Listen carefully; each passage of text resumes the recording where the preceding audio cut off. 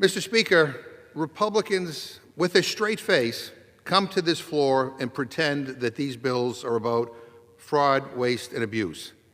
What a crock. I mean, you want to talk about fraud, Mr. Speaker? Let's talk about fraud. Let's talk about a president who had to pay $25 million after students got defrauded by Trump University.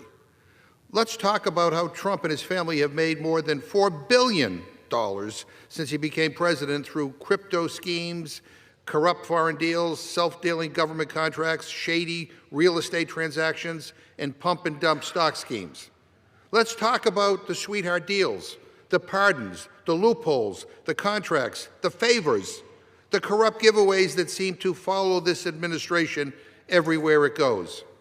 If my Republican friends want to come down here and lecture America about waste, fraud, and abuse, then they should answer a very simple question.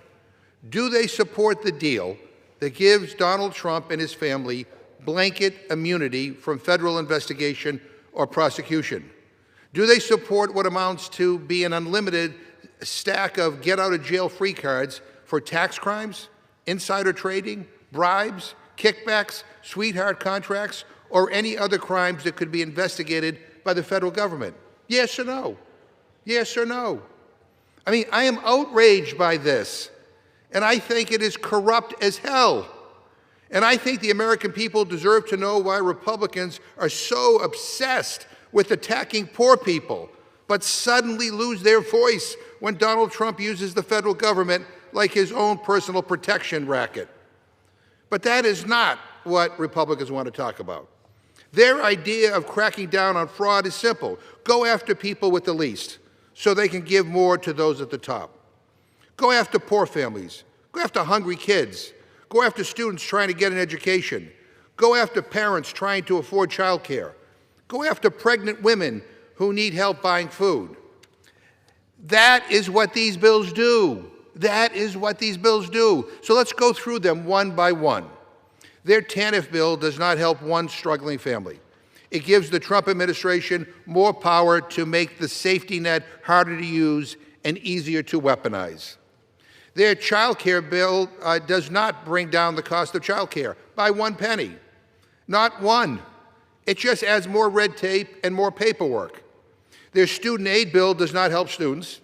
It gives more power to an education secretary who has shown zero interest in helping students, and it lets them freeze aid based on a barely tested system. And by the way, CBO says it saves taxpayers nothing, zero. Then we have the agriculture funding bill, and this one is especially rotten. I serve on the Agriculture Committee. I represent farmers. I represent rural communities. I've spent my career fighting hunger. So I know what this bill does. It hurts farmers. It hurts rural America. And it is a disaster for hungry families. And at the exact moment when families are getting crushed at the grocery store because Trump's economy sucks, Republicans are making it harder for them to buy food. At the exact moment when farmers are getting squeezed by Trump's tariffs and Trump's war, Republicans are gutting the programs that support them. And at the exact moment when inflation is up and we should be talking about bringing prices down, Republicans are screwing over middle America. Republicans promised prices would come down on day one. Remember that?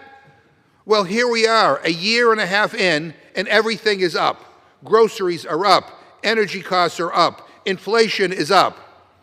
Their answer to pregnant women paying high grocery costs is to cut WIC by $200 million, to take nutrition help away from pregnant women and little kids. Who asked for that? Who asked for you to cut one of the most basic, effective, pro-family programs that we have? WIC helps pregnant women stay healthy. It helps babies grow.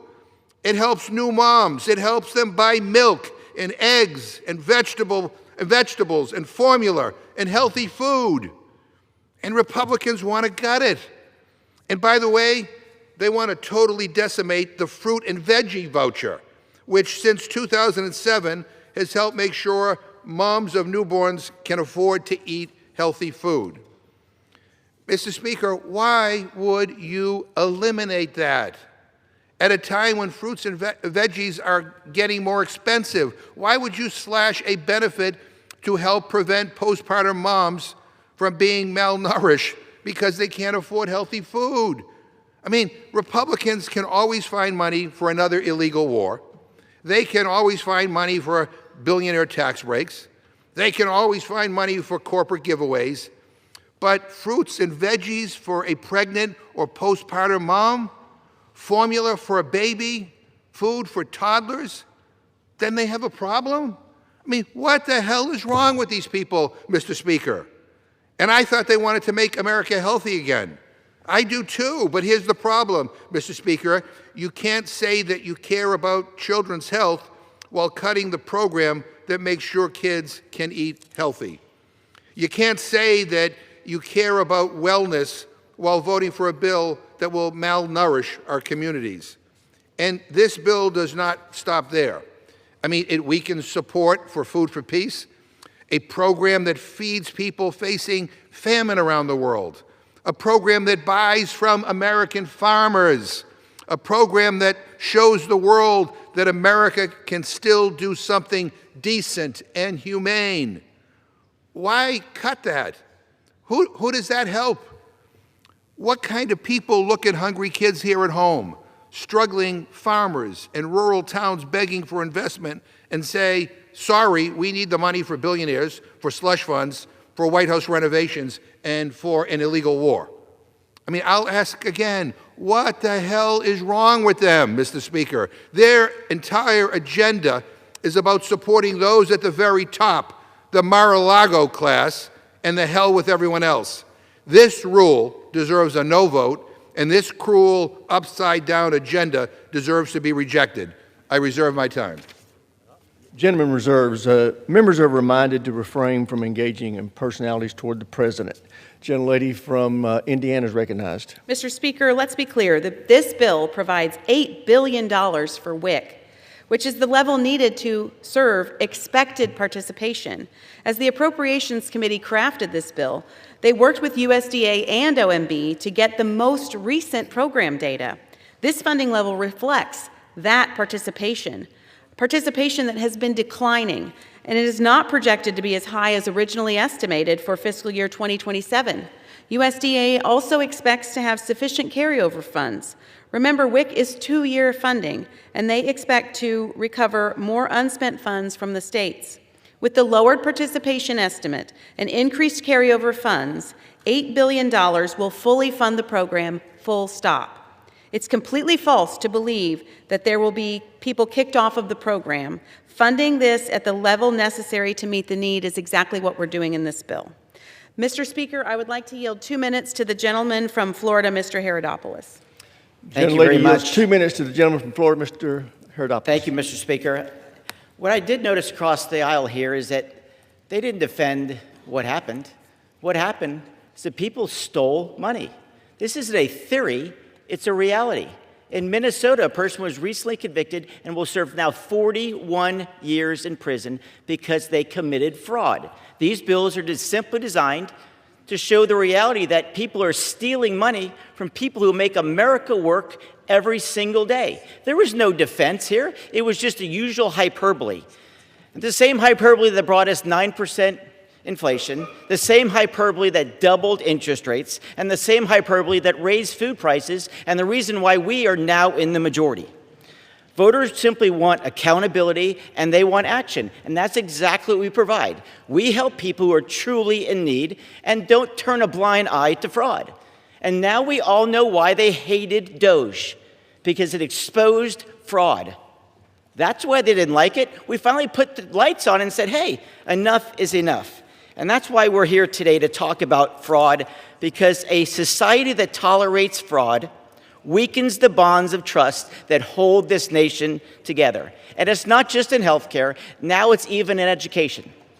For those who don't know, I used to be a teacher, and I know the ultimate civil right is a fantastic education, and now because of identity theft, People are taking money from those people who want to improve their lives for the better by getting a first-class education.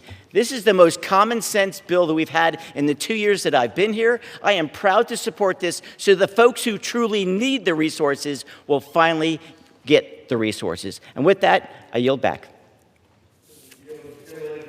From Massachusetts recognized. To the gentlelady's comments about WIC. It's really hard for me to believe that I'm hearing Republicans speak in the way they are. Let me begin with a basic lesson in economics. First of all, Mr. Speaker, USDA's April 2026 food price outlook makes it clear that prices are not down, they are up. They're skyrocketing. Food prices are up 2.7% from last year. Restaurant prices are up 3.8%. Beef and veal prices are up over 12%. Fresh vegetables are up 7.5%. Non-alcoholic beverages are up 4.7%. And grocery prices overall have gone way up. Now, these aren't, these are not my talking points. These are not Democratic talking points. These are the Trump administration's own numbers. And after 16 months of total Republican control of Washington, of everything, you control the House, you control the Senate, you control the White House. These guys passed tax breaks for millionaires and billionaires. They imposed the tariffs, which are one of the reasons why food prices are going up. They started a war that's driving up food and gas prices. And while they tried to put a good face on all of this, the bottom line is they're at fault here. And, you know, pregnant moms, groceries are going up. The food that they need for themselves and for their babies, you know, are not going down, they're going up. And by the way, you know, hunger, I should point out to the gentlelady, is getting worse in this country. It's getting worse. 48 million Americans are food insecure, including 14 million kids. That is what Republican economic policies have done. It is a national catastrophe. And this Republican Congress is doing everything it can to make hunger even worse. Now, let me just say this. WIC helps pregnant women. It helps postpartum moms and babies eat nutritious food. It used to be bipartisan. Even the Maha report talked about the health benefits of the program. And WIC participation has been steadily increasing. Now, to the gentlelady's point, there was a slight dip in participation thanks to the Republican government shutdown. I mean, if my friends did their homework and did their research and cared about facts, they would know that.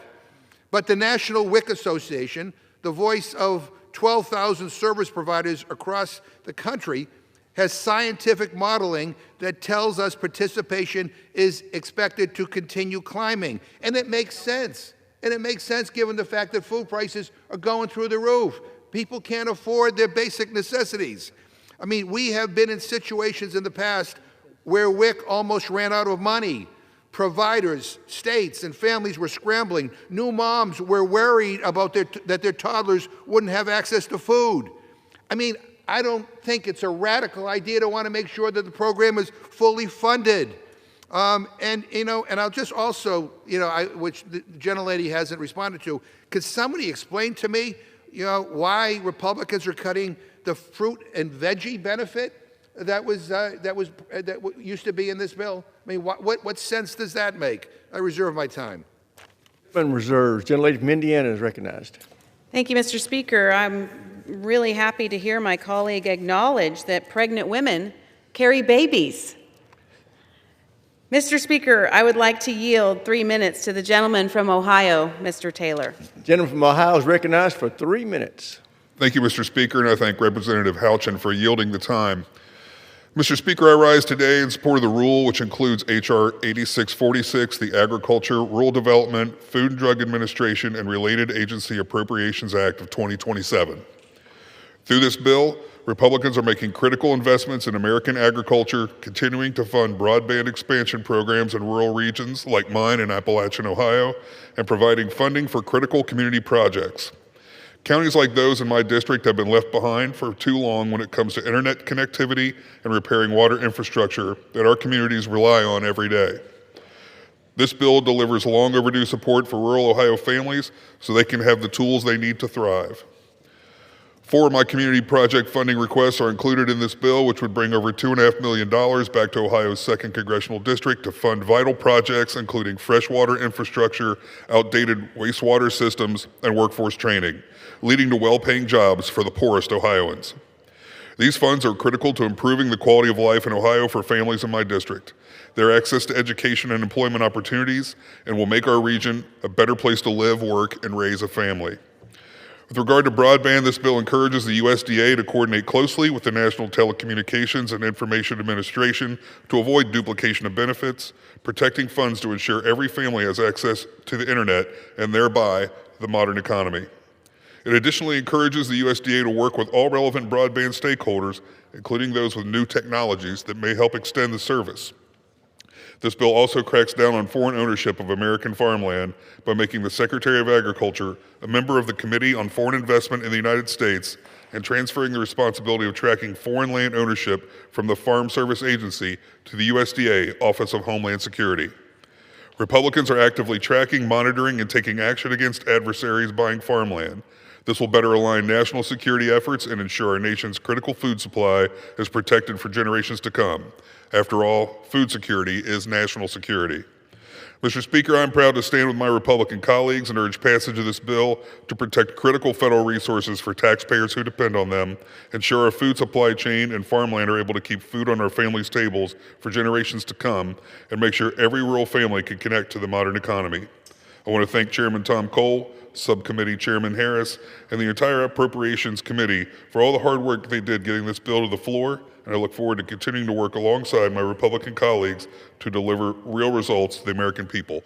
Thank you, and I yield back. Gentleman yields back. Gentlelady from Indiana reserves. Gentleman from Massachusetts is recognized. Mr. Speaker, I just want to respond to the gentlelady with regard to her last comment.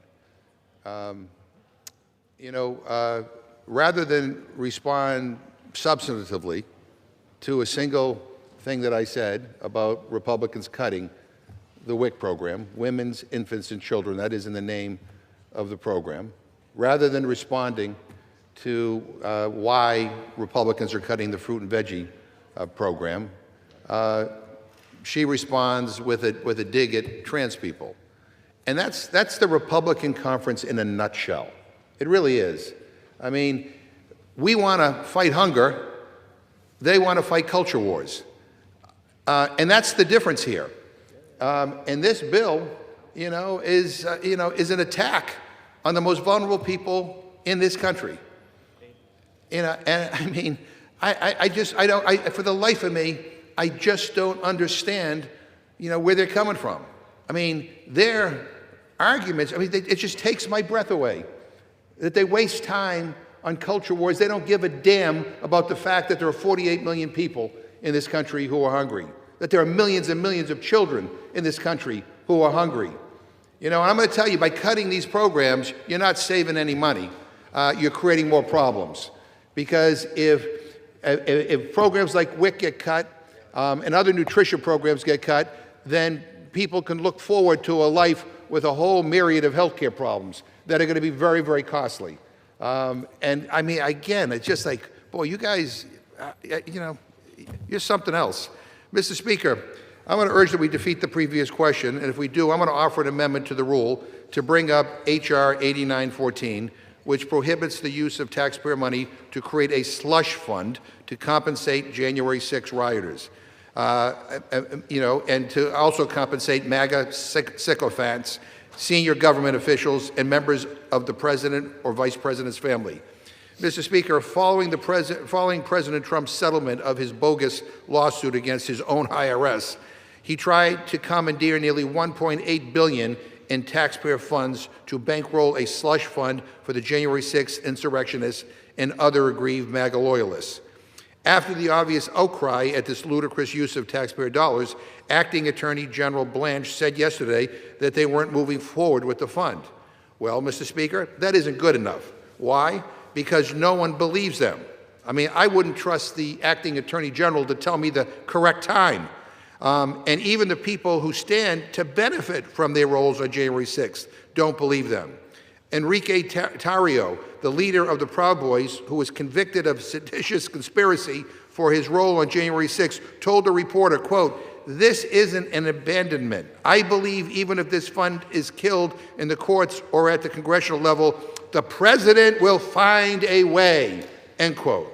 Senator Lindsey Graham, who earlier this year already tried to get millions of taxpayer dollars as payment for the government lawfully subpoenaing his cell phone data, said of Acting Attorney General Blanche's reversal on the fund, quote, "While I appreciate Acting Attorney General Blanche's statement, I am still of the firm belief that there are many victims," end quote. He then went on to argue for the formation of a new taxpayer fund. Just replace the pause corrupt fund with a new corrupt fund. I mean, that's what the Republicans are arguing. You can't make this stuff up. So, Mr. Speaker, it is clear that this corrupt fund is not dead, no matter what the acting Attorney General says. The only way to ensure that this self-dealing taxpayer-funded payoff for cop beaters doesn't move forward is to do what the newly freed to speak his mind Senate Republican whip Senator Cornyn said, and I quote, "The way to ensure the Trump retribution fund is mostly dead would be for Congress to put a stake through it," end quote. That is exactly what I am offering every member of this House today, a chance to vote on if they want to kill this slush fund for the good or not. Mr. Speaker, I ask unanimous consent to insert the text of my amendment into the record along with any extraneous material immediately prior to the vote on the previous question. Without objection, so ordered. Mr. Speaker, to discuss our proposal, I yield 2.5 minutes to the gentlewoman from Arizona, Ms. Ansari. Gentlelady from Arizona is recognized for 2.5 minutes. Mr. Speaker, the $1.8 billion slush fund for insurrectionist cop beaters is one of the most disgraceful, corrupt exercises of Donald Trump's entire presidency, and that's saying something. Every single member of Congress needs to go on the record as to where they stand on this issue. The people who stormed the Capitol, attacked police officers, submitted fake electors, lied to election officials, and called to, quote, hang Mike Pence deserve jail time, not my constituents' taxpayer dollars. Even Republicans are appalled and can't stomach this grotesque betrayal of our democracy. While Americans struggle to afford health care and housing and their gas prices keep climbing as a result of the president's reckless and illegal war, Donald Trump is fixated not on the American people, but on his $400 million ballroom, renaming the Kennedy Center, covering up the Epstein files, and this outrageous slush fund for insurrectionists and his political allies. I urge my Republican colleagues to join Democrats in voting to permanently block this slush fund for Oath Keepers and Proud Boys and stand up to Donald Trump. Reject the previous question motion so we can take a vote on the slush fund and assert the will of the American people. Find your backbone for once, and let's get together to vote to rein this out-of-control president. I yield back. The gentleman reserves. The gentlewoman from Indiana is now recognized. Mr. Speaker, I do want to address the WIC cash value voucher funding for the fruit and vegetable benefit, since my colleague has mentioned it. I'm not sure if my colleague has noticed, but the pandemic is over, and thank goodness. Chicago area union teachers are finally back to work. We can leave our homes, shop where we want to, and we can return to pre-COVID funding levels and recenter our spending to meet the need. But let's be clear, we are not eliminating the benefit for fruit and vegetables. We're not even taking it back to pre-COVID levels. We're simply restoring parity to meet the need. And with that, I will reserve my time. The gentleman reserves. The gentleman from Massachusetts is recognized. Yeah, Mr. Speaker, I mean, it's hard to listen to all this. I mean, food prices are going through the roof. And my Republican friends are arguing that we need to reduce a benefit or cut back on a fruit and veggie voucher. I mean, really? But, Mr. Speaker, I want to get to another matter. I had just talked about the corrupt January 6th payoff fund and, you know, taxpayer money going to people that beat cops. That's sick. It's disgusting. It's disgusting. But now let me talk about the other half of the corrupt deal that I mentioned. Yesterday, the acting Attorney General of the United States said that the fund was not going forward, and I guess we're just supposed to take his word on that. But he also indicated that the other nefarious part of the deal is still going forward.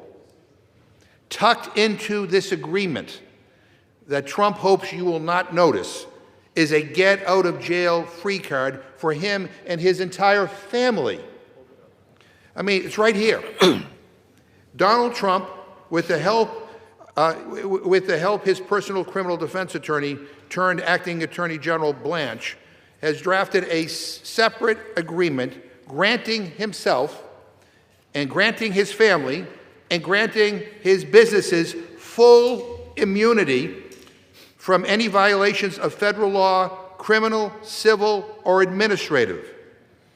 Even if this corrupt settlement fund is killed, which I hope we will vote to kill it, the president, negotiating with his own administration, secured a settlement agreement that, get this, grants him, his family, and their businesses full immunity. It is unprecedented. It is stunning in its brazen level of corruption and self-dealing. For my Republican colleagues that are upset about the fund, are you not equally upset by this attempt to put himself above the law? This amounts to granting himself a super pardon. It means he and his family are free to do any activity they please without the possibility of legal consequences.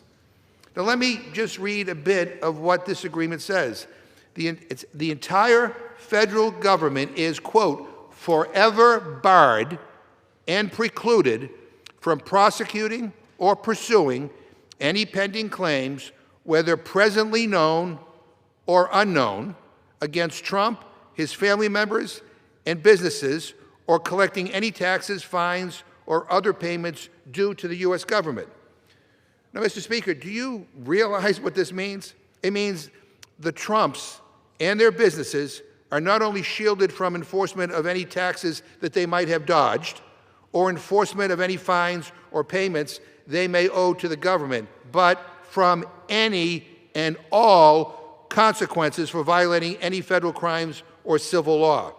That means that Trump and his family get an unlimited number of get-out-of-jail-free cards for any civil or criminal violations that could be investigated and prosecuted by the federal government.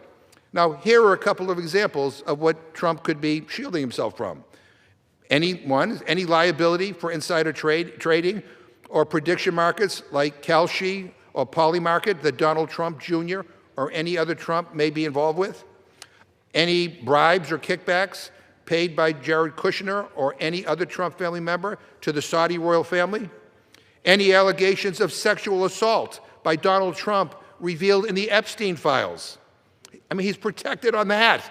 Any secret no-bid contracts Donald Trump Jr. or any other Trump steered toward companies he has invested in. Hundreds of individual stock trades by Trump or any of his family members or businesses that look like insider trading. The $100 million comprehensive tax audit that Trump has been fighting since 2010. I mean, if this settlement fund was bad, then this is even worse. Every American should know what the president is trying to do. He's trying to put himself above the law. And I should remind my Republican colleagues, and I'll remind, everybody who's paying attention to this, Donald Trump is the president. He is not a king. He is not above the law. And every member of Congress has a duty to stand up and denounce this corrupt scheme. We're talking about fraud here today. I mean, what do you call this? What do you call this? And the silence by my Republican colleagues, the going along to get along that my Republican colleagues demonstrate each and every day on this kind of garbage, that's complicity. That's complicity, and it's wrong. I reserve. The gentleman reserves. The gentlewoman from Indiana is now recognized. Mr. Speaker, responding to the accusations that have been made in this chamber today against the President of the United States, a government contractor criminally leaked the president's private tax returns. He was convicted and sentenced to 5 years in prison. The president had every right to fight back. The president took no money from the settlement, not a single dollar. He received a formal apology. A man who has lost billions of dollars since entering politics to serve this country asked for an apology, and that's what he got. When concerns were raised about the fund, the administration listened and pulled back. The weaponization of government against political opponents must end. That's exactly what the president is fighting for and what the settlement represents. The people crying foul today are the same ones who cheered when the president's financial records were illegally leaked. The outrage is not credible. Democrats were silent as President Joe Biden pardoned, preemptively in some cases, his entire family. Democrats today insist on deflecting from the issues we're here to talk about. Fraud.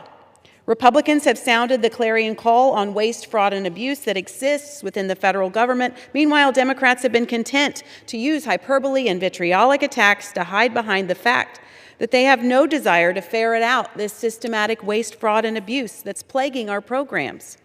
There's fraud in our government programs. We've known about it for decades. Democrats seem content to live with it.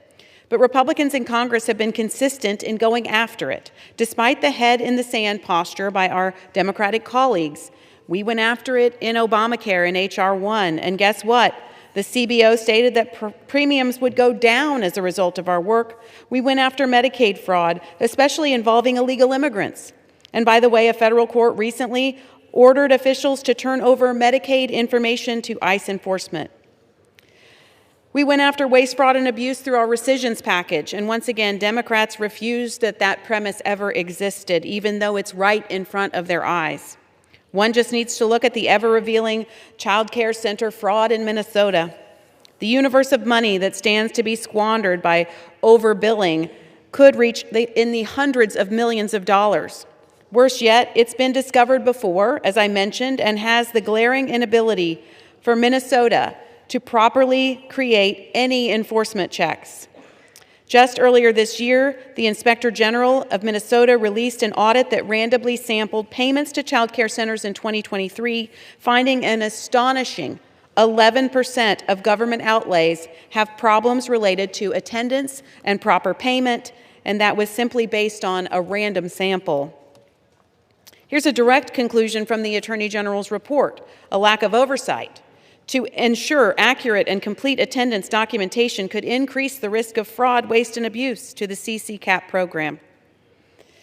The scandal comes on the heels also of the worst COVID fraud scandal ever perpetrated, the $250 million Feeding Our Future criminal fraud enterprise in Minnesota that literally robbed taxpayers of funds intended to help hungry children.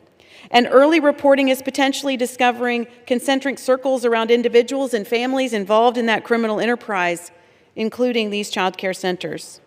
Before that, in 2019, the state's legislative auditor revealed it could literally prove at least $6 million in fraud from previous years, believing it to be the true number to be greater.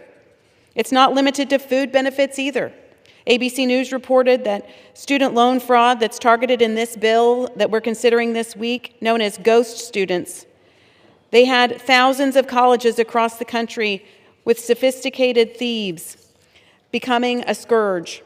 The scammers using stolen or fake identities to enroll in classes online and sign up for Pell Grants and loans, then disappear once they get the money, robbing the federal government of hundreds of millions of dollars and leaving an untold number of victims in their wake. There are really only three responses to fraud once it's exposed. You attack it, you cover it up, or you minimize it. The legislative auditor in Minnesota previously accused the Walz administration of minimizing or dismissing allegations of fraud, citing a shoot-the-messenger attitude. One media outlet characterized Governor Walz as a hands-off leader when it comes to seeking accountability for episodes of fraud and mismanagement on his watch. Which path will our Democrat colleagues take now that this fraud is being revealed? Will they root it out as we have, or will they turn a blind eye in the mode of Governor Tim Walz? Just a few months ago, Massachusetts State Auditor released the Bureau of Special Investigations annual report for fiscal year 25, which exposed nearly $12 million in public assistance fraud across thousands of cases in the state, including $4.1 million in food stamp fraud. Mass Health, the state Medicaid and CHIP program, saw more than $1.3 million in fraud. Another report published in April 2026 found that more than $1 billion was improperly spent on food stamps in Massachusetts between 2022 and 2024. The cases show just how deep and widespread the fraud is in Massachusetts. A transportation company allegedly billed Mass Health more than $3 million for rides that never happened. A tiny bodega, only 150 square feet, somehow pushed nearly $7 million in food stamp trafficking, ringing up $500,000 a month like it was a big box store. One man living illegally in the country stole a dead U.S. citizen's identity for decades, even serving prison time under the alias. After release, he used the same alias to apply for food stamps, stealing thousands in benefits. A state employee even flagged his food stamp application with the note, "Death match," yet it was still approved. In 2026, fraudsters used more than 100 stolen identities to funnel food stamps into a restaurant supply scheme, stocking up on hundreds of thousands of dollars worth of wholesale meat, all paid entirely on the taxpayer's dime. It's not surprising, given the lack of oversight, that TANF fraud is so pervasive.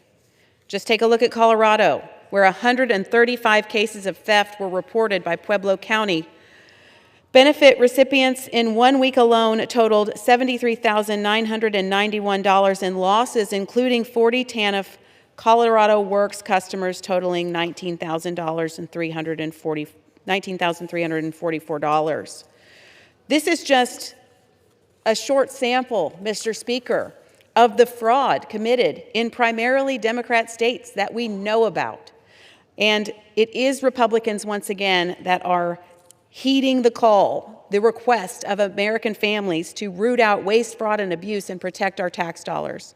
With that, I reserve my time.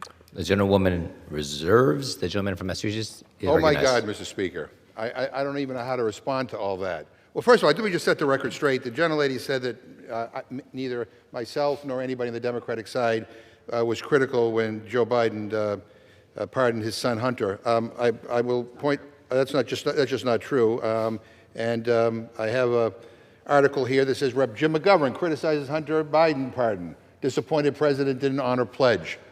So so what you just said was just factually incorrect. Secondly, Mr. Speaker, I just want to. I'm listening to the gentlelady defend the corruption in the White House, and it's stunning to me. I mean, I feel like maybe Todd Blanche wrote those talking points, because that's what I would expect to hear from the acting attorney general.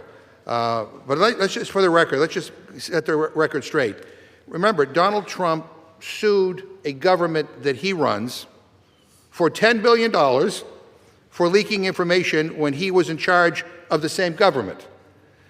With the leaked documents being tax returns, by the way, that every single modern president has released on their own. He promised he would release them. He didn't release them. He won't release them. Why? That's a good question. But every other president not only released them, we expected them to.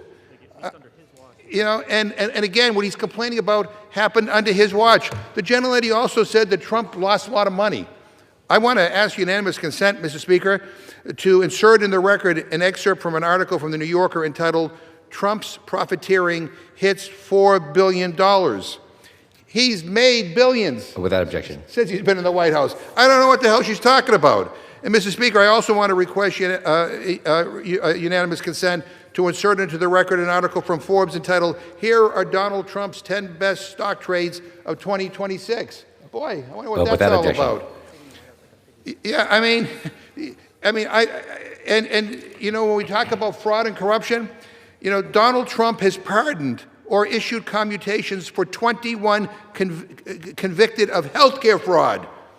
At the same time, my Republican friends voted for giving tax breaks to billionaires. But, Philip S. Forms, convicted of $1.3 billion Medicare fraud scheme, one of the largest healthcare fraud schemes charged by the Department of Justice. Donald Trump pardoned him. What's that about?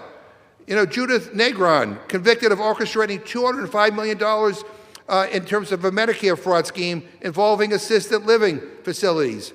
She's been pardoned.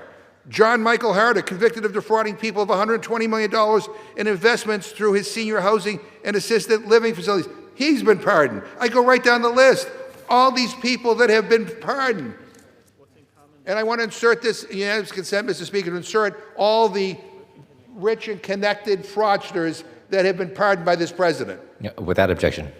Mr. Speaker, this is the most absurdly corrupt and morally bankrupt administration in our history. And to hear my Republican friends defend what is happening, to defend the fraud and the corruption that's right out in the opening, is pathetic. I reserve my time. The gentleman reserves. The gentlewoman from Indiana is recognized. Mr. Speaker, I reserve. I inquire if the gentleman is ready to close. Nice. Yes, I was. The gentlewoman reserves. Gentleman is recognized. I was hoping the gentlelady would respond to some of my concerns, or maybe engage in debate, or give me some hope that Republicans actually are upset about what's happening right now with all the corruption and the fraud. But I will yield myself to remaining time, Mr. Speaker. The gentleman is recognized. How much time do I have left, Mr. That's 4.5 minutes. Mr. Speaker, this is not complicated. People are hurting. They are hurting because of Trump's inflation. They are hurting because of Trump's tariffs. They are hurting because of Trump's illegal war. They are hurting because of Trump's failed economic policies that are driving costs up and up and up. And instead of doing something, anything, to help bring down costs, they are doubling down on the cruelty. They are literally going after pregnant moms and newborns. Literally, they are taking food out of the mouths of hungry kids. What kind of mean, rotten, awful people do things like that? I can't believe it. It takes my breath away, Mr. Speaker. They talk about fraud. They talk about waste. They talk about abuse. What a bunch of baloney. Why don't they start with the billionaires writing their own tax breaks into the tax code? Why don't they start with giant corporations ripping people off? Why don't they start with the sweetheart deals and the no-bid contracts and the tax loopholes, or the people cashing in on the chaos? Why don't they start with blanket immunity for Donald Trump and his family, or with the possibility of tax crimes, insider trading, bribes, kickbacks, contracts for companies Trump's family may be invested in, or anything else that federal law enforcement might have a reason to investigate? No. Republicans here in Washington, they go after hungry kids. They demonize poor people. They go after pregnant moms. They go after the families struggling to survive. Mr. Speaker, this is wrong. It is morally bankrupt. And people see it. They see Republicans talk about health while cutting nutrition. They see Republicans talk about the deficit while handing out favors to the rich. And they see the grift, and they're sick of it. They're sick and tired of it. And they see the Democrats actually believe in something different. Maybe my Republican friends think we are radical. Well, I don't think it's radical to believe people should be able to afford a decent life. And I don't think it's radical to believe parents should be able to afford formula. And I don't think it's radical to believe that no child in America, the richest country in the history of the world, should go hungry. What I think is radical is that the far-right, radical MAGA extremists who run this place can find endless money for wars, for billionaires, and for corporate tax giveaways, while they steal from new moms and kids who are struggling to eat. Mr. Speaker, I don't know what's going on in this chamber, but where is our humanity? Where is our commitment to helping uplift people who are struggling? I said to my Republican colleagues, where's your heart?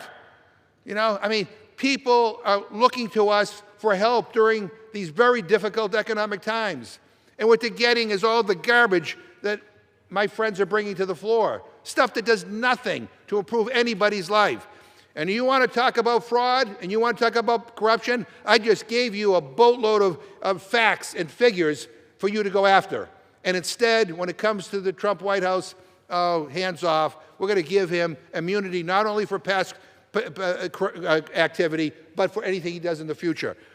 I mean, again, nobody, no citizen gets that kind of treatment. Again, he is the president, not the king.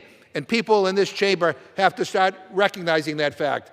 Nobody in this country, even the President of the United States, is above the law. I urge a no vote on this rule, a no vote on the rotten underlying legislation, and I yield back the balance of my time.